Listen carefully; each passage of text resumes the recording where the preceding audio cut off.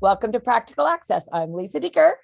And I'm Rebecca Hines. And I'm really excited about this episode, Lisa, because I know you're going to be kicking off our structure for the summer. And I'm excited for our listeners to get this sneak preview. So share with us what today's topic is. Well, do you want me to tell the topic or the structure? Where should we start? I want you to tell the topic. This is a sneak preview, lady. Okay, so this is very sneaky. All right, I got it. Well, I have an article today from the Learning Disabilities Research and Practice, and people are like, oh, they're going into theory. We don't even know how to do that, do we, Becky? Never. So this is an article by Rosenberg Adler, and yet what's interesting is they found that kids who have handwriting disabilities, that it is a mixed bag. And so I love the fact that they found, it's a nice research study, that if students had handwriting difficulties, many were good at keyboarding, but there was a subgroup that handwriting difficulties and keyboarding were equally difficult. And again, one of the suggestions was to think about either maybe more typing classes for those kids to see if that would bring it up, or maybe more text to speech or speech to text, giving the kids the chance to talk instead of assuming. And so I just really thought it was one that I was like, oh, I've been guilty of saying, give them a keyboard. And so that's what I think this season's going to be about, is giving something simple, practical from research. And if you want to read more, again, it's in the Learning Disabilities Research and Practice. And this volume is from 2020. So this new summer format, Lisa, contains several elements. One you just demonstrated.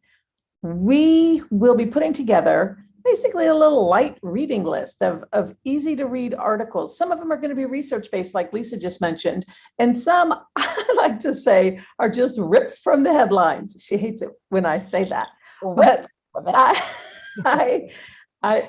I think they call that plagiarism, just so you know. I am going to be looking for specific articles, whether they're just online teacher tips that really get to the heart of what I think are some problems that teachers face, and that might give them some ideas specifically for going into the next school year. I'm not trying to make people read a full-on course reading list, although it could be integrated into coursework.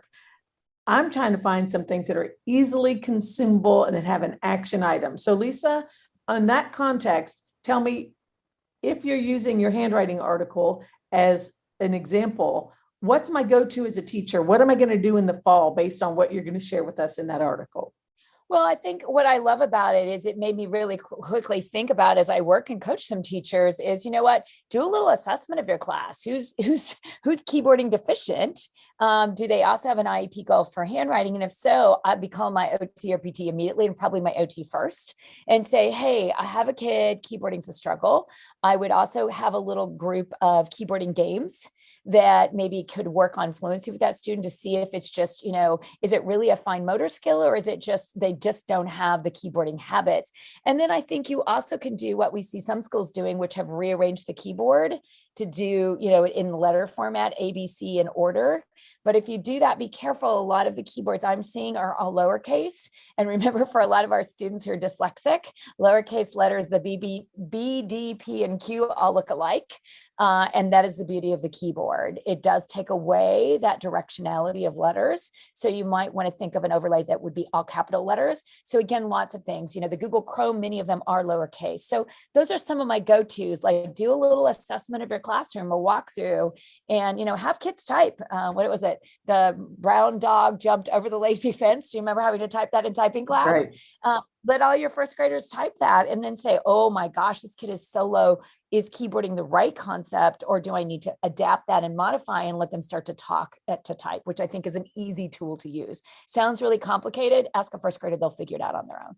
And I'm gonna extend on that and say that our mission between now and when we release our topics will be for us to also find a very specific example of a tool that any teacher could use for free online, so that all of our listeners are left with literally a new little suite of tools, tricks for the upcoming school year. Got it. And so our format is, for those who are constant listeners, we do have a great following of some consistent listeners. So we thank you for listening to our wonderful fun and rambling at time.